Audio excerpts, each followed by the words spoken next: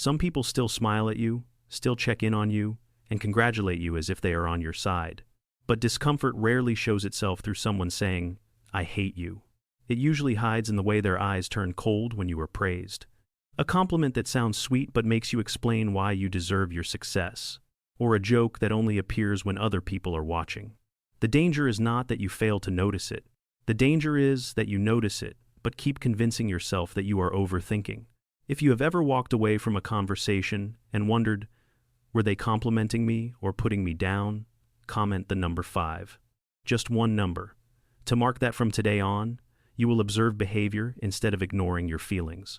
In this video, you will recognize 5 recurring signs that someone feels uncomfortable with you, competes with you, or disrespects you. Each sign comes with a clear situation to help you distinguish between awkward words and a repeated pattern. But do not use this video to conclude that someone hates you based on one look or one awkward comment. What is more reliable is repeated behavior, especially when you shine, and the way they react when you set boundaries. And the first sign begins where words and emotions no longer match.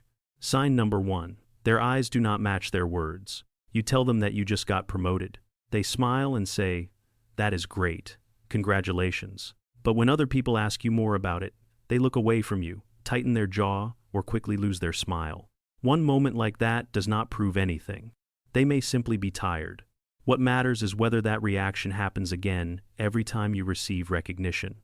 Someone who is genuinely happy for you does not have to be overly excited, but their words, eyes, and attitude do not bring you down. You cannot read thoughts through someone's eyes.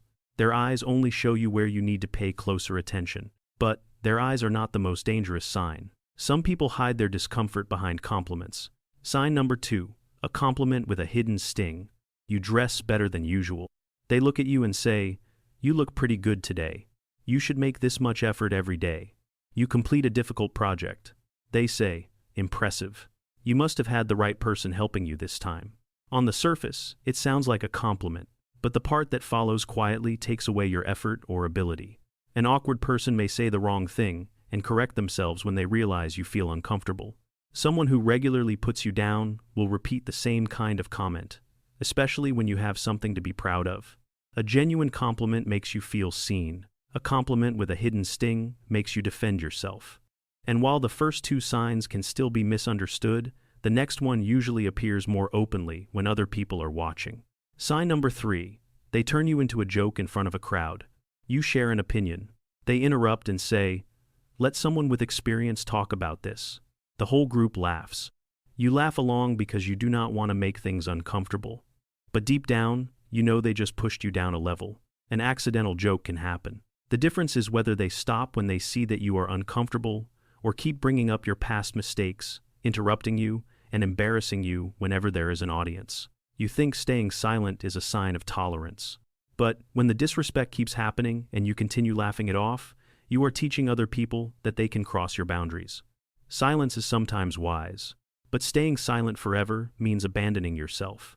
And the way they react when you are in a weaker position will reveal more clearly what they want from this relationship. Sign number 4. They only feel comfortable when you are in a weaker position. When you fail, they become closer to you. They check on you and listen to you complain. But when you recover or receive recognition, their attitude changes. They ask fewer questions. They change the subject. Or they bring up your past failures when you regain your confidence. You tell them that you just found a better job. They reply, "Let us see how long you can keep it." Someone who genuinely cares about you may worry about you, but their concern does not only appear when you are beneath them. Someone who respects you does not need you to become weaker so they can feel stronger. They are not upset because you are hurting. They are uncomfortable because you are getting back up. And the final sign is what makes many people doubt their own feelings. Sign number 5. They are kind in front of other people, but cold when you are alone. During a group gathering, they laugh, talk, and act close to you. But when it is just the 2 of you, they ignore your questions, give you short answers, or make you feel like you are bothering them. When you mention the change, they say, "You are overthinking it."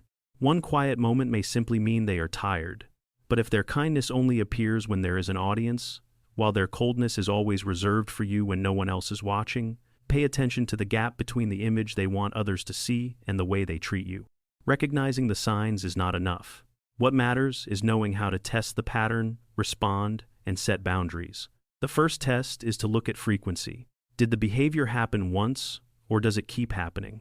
One incident does not define a person. A pattern can. The second test is to look at the context. Does it usually happen when you are praised, successful, or receiving attention? The context shows what triggers their discomfort. The third test is to look at how they respond after you address the issue. Someone who respects you may feel embarrassed, but they will adjust their behavior. Someone who wants to put you down will mock you, deny it, or continue doing it more subtly. That is when you are no longer guessing. You are reading their behavior. The strongest solution is not delivering a sharp comeback. It is also not forcing them to admit that they are jealous. The strongest solution is to stop giving their reactions the power to determine how you see yourself. The first principle: stop over-explaining. When they are misunderstood, many people try to say more and prove more, just hoping the other person will acknowledge that they are worthy. But the more they explain, the more they place their self-worth in the other person's hands. If they say, "You were just lucky," you do not need to tell them about the late nights and all the times you failed. You can say, "You have the right to think that way." Then stop. You can clarify once. But you do not need to prove every day that you deserve to be respected. The second principle: reduce their access. Not every relationship needs to end, but you have the right to reduce the time, information, emotion, and level of intimacy you give them. Do not share your plans with someone who always mocks them. Do not seek advice from someone who is only pleasant when you fail. Do not bring your success to someone who always makes it seem smaller and ask for their approval. And do not stay too long in conversations that make you doubt yourself. This is not revenge. This is managing distance. The third principle: evaluate the relationship based on current behavior. Many people continue to tolerate mistreatment because they think, "We used to be very close. That person once helped me," or "We have known each other for a long time." But knowing someone for a long time does not give them permission to hurt you. The past may explain why you still feel attached. It cannot justify the way they treat you today. You do not need to turn them into a bad person to give yourself permission to step back. You only need to acknowledge that the way they treat you no longer fits the life you want to build. And that is when everything changes. You are no longer living to prove yourself to someone who has decided to look down on you. You begin living like someone who knows their worth, even when no one is applauding. The final section will turn this awareness into a 7-day challenge to help you protect yourself. The final idea that ties this video together is this: you do not need to know for sure who hates you. You only need to recognize what keeps happening and decide what you will allow to continue. If their discomfort appears when you shine, reveals itself in front of others, and continues after you set boundaries, trust the pattern. Over the next 7 days, choose one relationship that makes you feel smaller. Do not accuse them. Do not argue. Just do 3 things. Observe, respond briefly, and see how they react.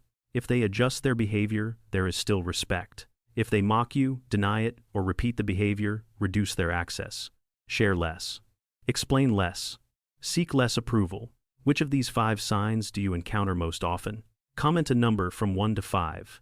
The next video will help you distinguish between someone who is awkward in communication and someone who is deliberately trying to put you down. Subscribe to the channel. You do not need to defeat them. You only need to stop letting them determine your worth.